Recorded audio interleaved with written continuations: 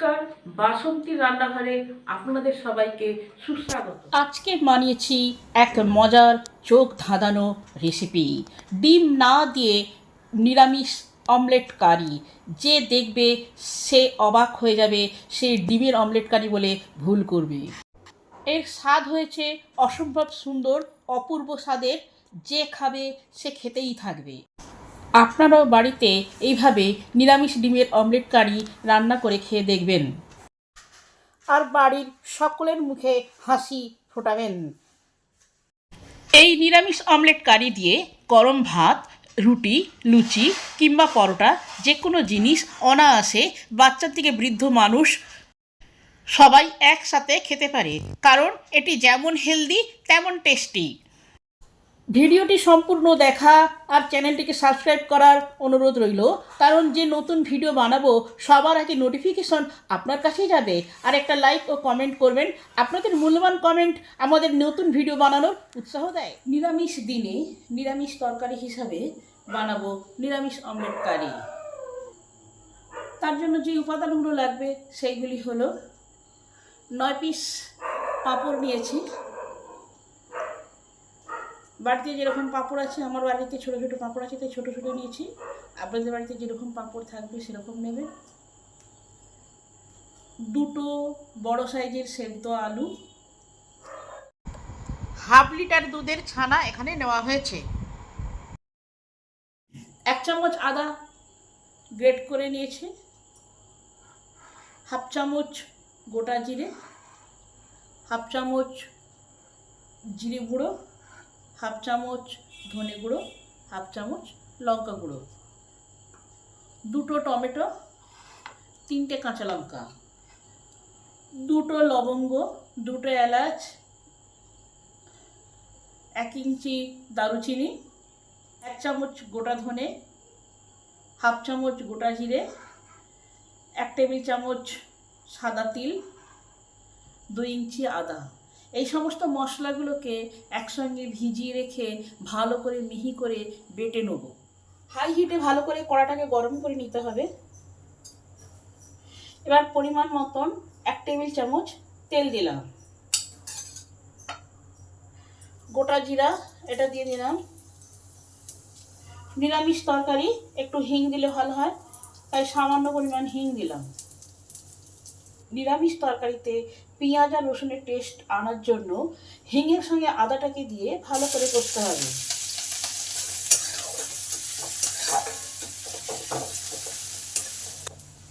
লঙ্কাগুলো কুচো করে নিয়েছি, কুচো লঙ্কাগুলো দিয়ে দিলাম। এই জিরে আদা লঙ্কাটাকে ভালো করে ভেজে নিতে হবে।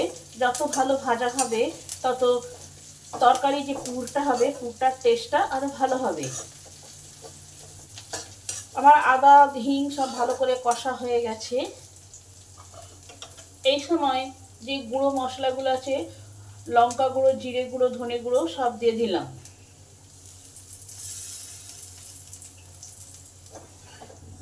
মশলাগুলোকে ভালো করে কষিয়ে নিলাম। সামান্য পরিমাণ হলুদ দিলাম,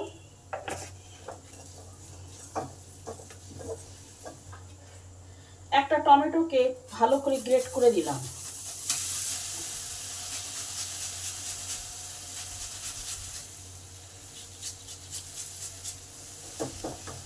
সমস্ত মশলাটাকে ভালো করে কষে নিতে হবে।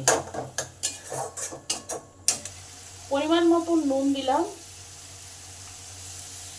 টেস্টের ব্যালেন্স আনার জন্য হাফ চামচ চিনি দিলাম।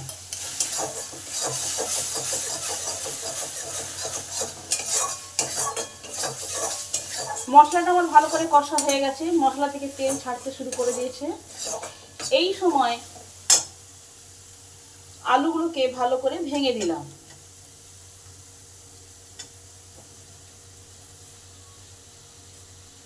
আলুগুলোকে মিহি করে ভেঙে দেওয়ার চেষ্টা করবেন, গোটা যাতে না থাকে। আলু যদি গোটা গোটা থাকে তাহলে টেস্টটা ভালো আসবে না। আর মশলাটাকে ভালো করে আগে কষে নেবেন। মশলা ভালো না কষা হলে তরকারির স্বাদটা ভালো হবে না।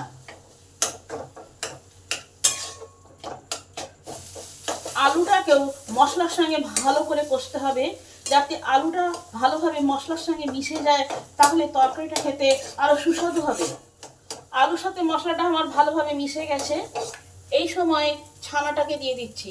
আপনারা চাইলে বাজার থেকে পনির কিনে এনে সেই পনির দিয়েই তরকারিটা করতে পারেন।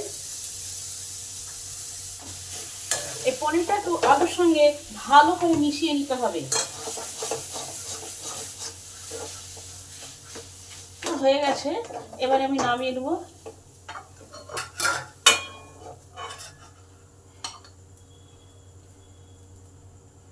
ভালো করে 10 মিনিট ঠান্ডা করে নিতে হবে। পাঁপড়গুলোকে জলে একবার করে জাস্ট ডুবিয়ে তুলে নিতে হবে।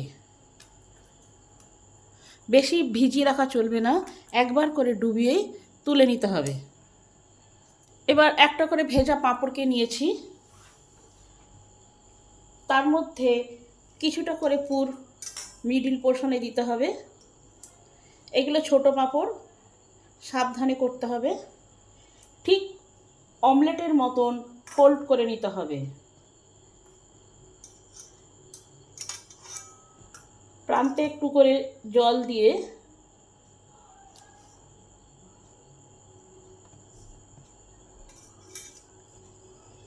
এইভাবে রেখে দিলেই হবে।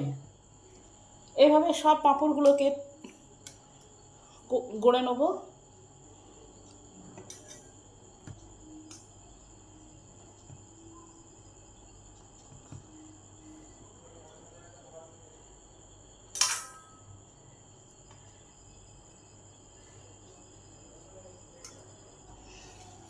আমার সব অমলেট রেডি। এবার আসুন এগুলোকে ভেজে নিই।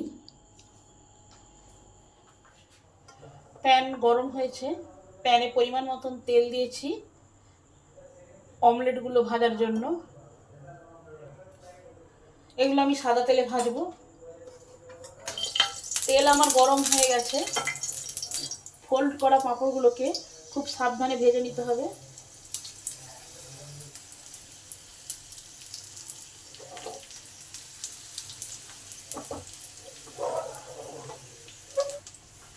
সাবধানে উল্টাতে হবে, ভেঙে না যায়।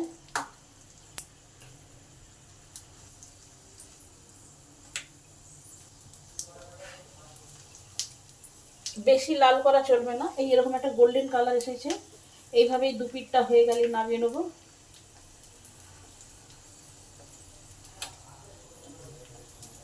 তাপটা লো টু মিডিয়ামে থাকবে, এরকম ভাজা হবে। এবার এগুলো নামিয়ে নেব।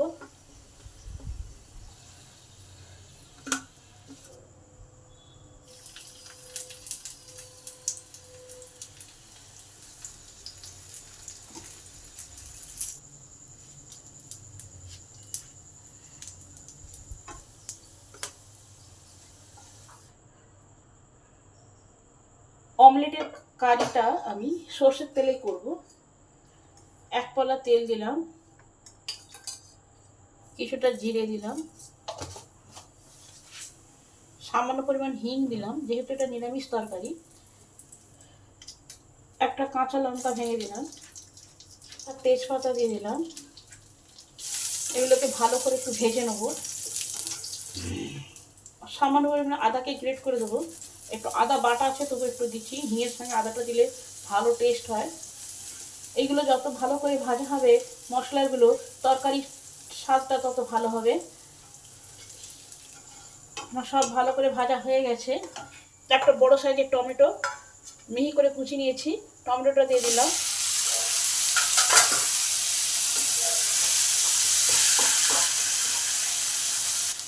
পরিমাণ মতো নুন দিলাম।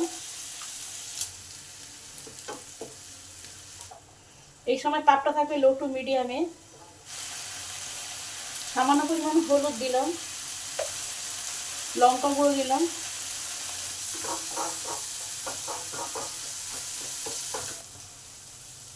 এবার আদা, জিরে, ধনে আর তিল একসঙ্গে বেটেছি, আর গরম মশলাটা একসঙ্গে দিয়ে দিলাম। পরিমাণ মতন চিনি দিলাম।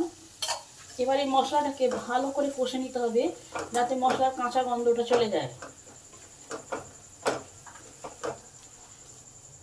মিনিট ধরে মশলাটাকে কষতে হবে, যতক্ষণ না তেল ছেড়ে যায়।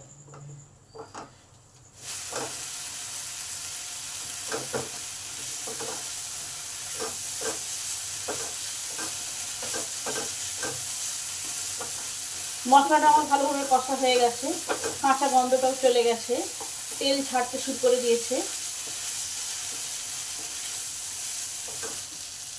এই সময় মিক্সি দিয়ে খানিকটা জল দিয়ে দিলাম।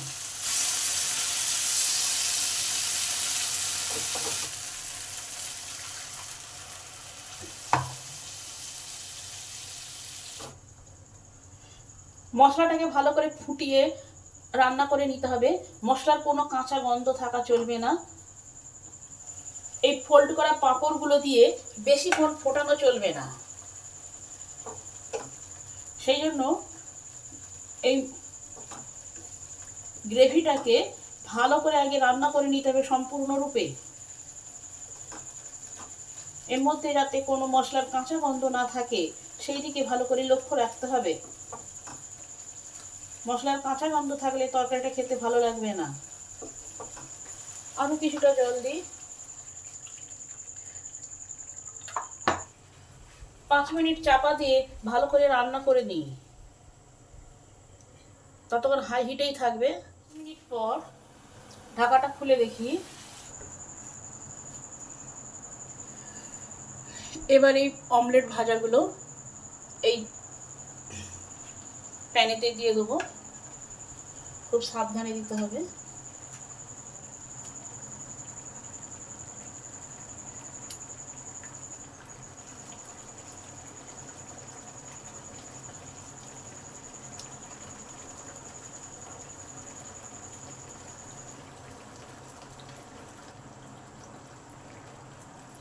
আমার এটা মশলা পাঁপড়ে করেছি, তাই এতে কোনো গোলমরিচ দিইনি। আপনারা প্লেন পাঁপড়ে যদি করেন তাহলে আলুর যে পুরটা বানাবেন সেই পুরেতে হাফ চামচ গোলমরিচ গুঁড়ো দেবেন। গ্যাসটাকে সিমে রেখে 2 মিনিট চাপা দিয়ে রেখে দিই, যাতে এই গ্রেভিটা পাঁপড়ের মধ্যে প্রবেশ করে, তাহলে পাঁপড়টা খেতে আরো ভালো লাগবে। 2 মিনিট পর দেখি আমার তরকারির অবস্থা কিরকম।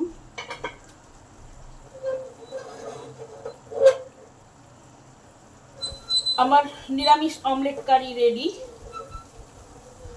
আপনারা বাড়িতে এইভাবে নিরামিষ দিনে এই রেসিপিটা রান্না করে খেয়ে দেখবেন।